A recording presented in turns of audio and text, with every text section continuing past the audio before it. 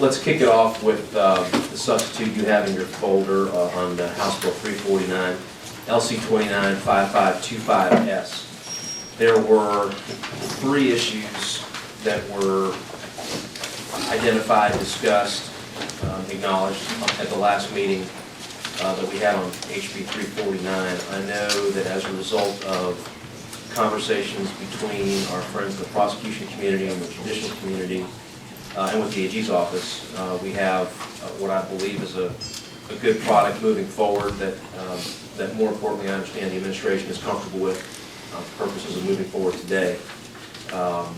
Having to do with the right to appeal issue, and there was a conversation on the child hearsay evidentiary issue, and then on the Wilson fix. Well, we'll get to that in a minute. But Mr. McDade, my understanding is, and just by way of context, if you could just very briefly lay out for us the compromise that that you were a part of with our friends in the judiciary on the appeal issue and on the evidentiary issue. If you could do that briefly for us, it would be really helpful. Yes, sir. Thank you. Come to the witness stand.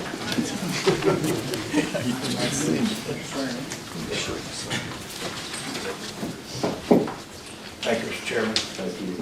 Mr. Chairman, since we last convened, I had the pleasure of working with Judge Kathy Goslin, and on her behalf, she represented the Council of Superior Court Judges, and we reached an understanding for compromise language on the appellate section.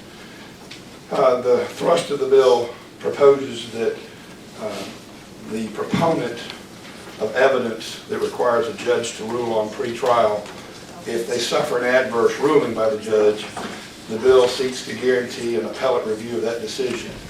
The judges were understandably concerned about if the proponent was given a direct appeal, that would deprive them of the ability to control their dockets in a timely fashion.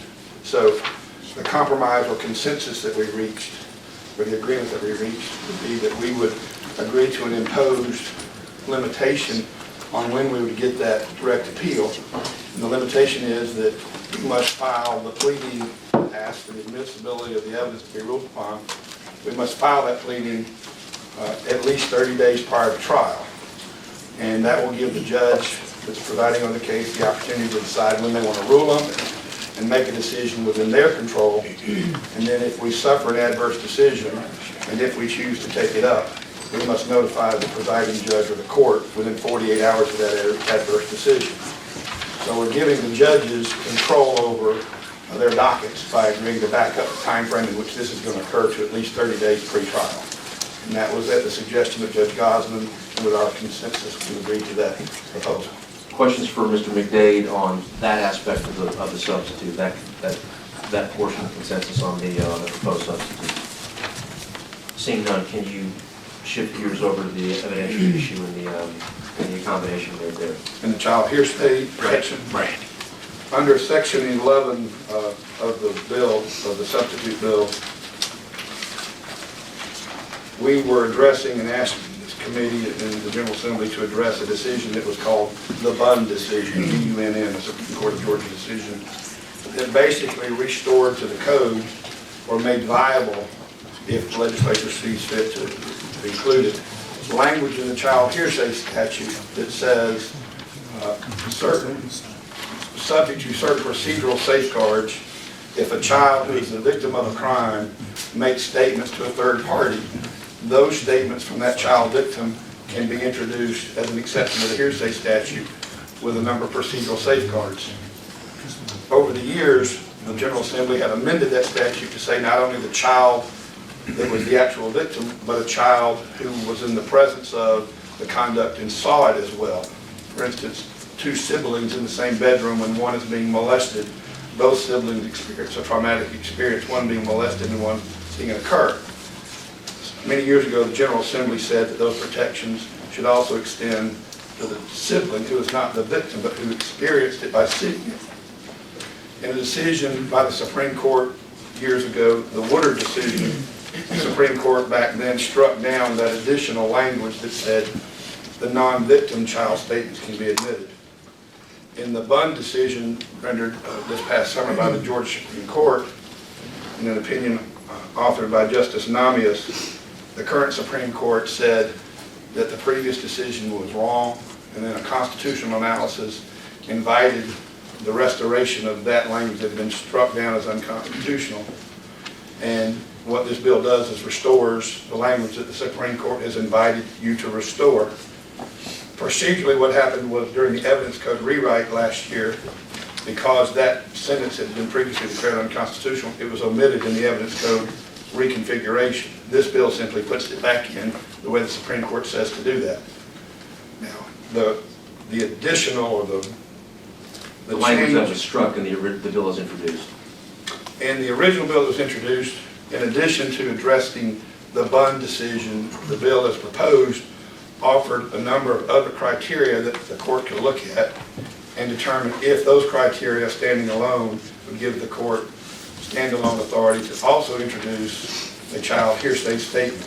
I think Representative Coomer asked a question possibly about one of the criteria, and some others. Representative Pack also did ask whether or not those criteria had been vetted in light of the constitutional interpretations in the Crawford decision, the U.S. Supreme Court decision.